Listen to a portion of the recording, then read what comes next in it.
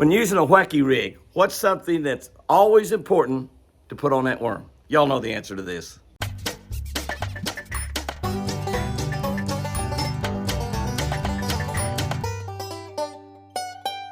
Good morning, guys and girls. Good morning. October 14th, reading from a Catch a Better Life book, Catch a Better Life YouTube channel, Catch a Better Life on Facebook, on our Facebook channel. If you're not subscribed to the Catch a Better Life YouTube channel, go in there and subscribe to that people channel right now. Got 21,000 folks on there. 21,000 folks, some of the greatest people in the world.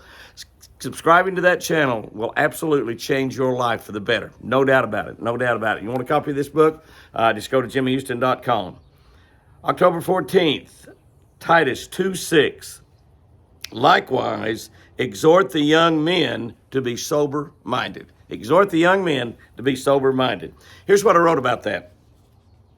It's important when fishing shallow to learn to make a soft landing in the water with your lure. Not a big splash that might spook the fish enough to keep it from biting. In other words, a real soft entry into the water. Very, very important. You know, it's kind of like if you're standing somewhere and somebody comes up behind you and you don't see them and they go, boo, real loud. You know you're probably going to jump or something. Well, that's kind of what a big splash does in the water. If there's a fish laying there in shallow water, a foot, 2-3 foot deep, and a big splash, it might spook him a little bit. He probably won't run off, just like you wouldn't turn and run off. You just sort of jump a little bit. But he might not strike your lure. He might not strike your lure. So you want to make a nice, quiet entry in the water. If somebody come up behind you, kind of just come around like this, it wouldn't spook you or scare you. You know, they didn't have that sudden deal, that sudden noise or anything. So you want to make a nice, quiet entry into the water. We do this by making a cast that's low to the water. I cast underhanded. We slow the bait down and stop it just before it hits the water. So we slow it down by feathering it with our reel or our finger, spinning reel or casting reel. We slow that bait down, and just before it hits the water, it actually stops, and it's kind of motionless. Kind of like pitching a ball up in the air. Pitch a ball up in the air, and it goes up and it comes down. For a split second, it's not moving. That's what we want to do with that bait. As it goes out, we want to stop it just as it falls into the water. And if it's low to the water, it doesn't have very far to fall, so it doesn't make a splash. It just parts the water. Today's verse teaches young men how to part the waters of life. Oh, that's hard when you're young, isn't it? That is a hard deal when you're young. How to part the waters of life.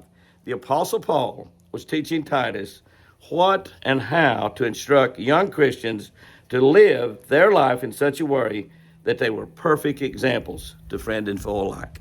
Perfect examples to friend and foe alike.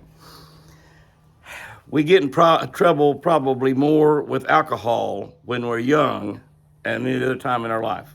Sometimes it messes up your entire life, the things that happen with alcohol. So you want to be sober-minded. But not only that, all the other things that Paul is teaching Titus right here also. Our lives should be shining examples. Let me say this again. Our lives should be shining examples of what living for God is all about.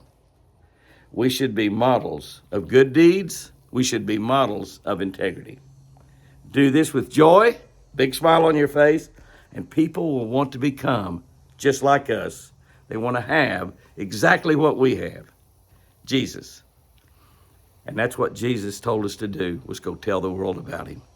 If we live the way Paul has instructed Titus right here to teach the young children about, the young men about,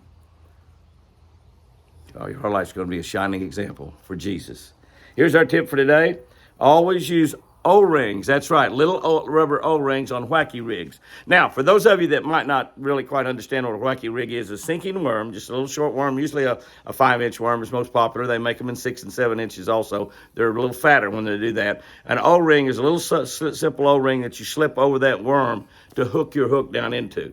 And you hook your hook in the middle of the worm. That's what they call it, wacky style. That's a wacky style rig.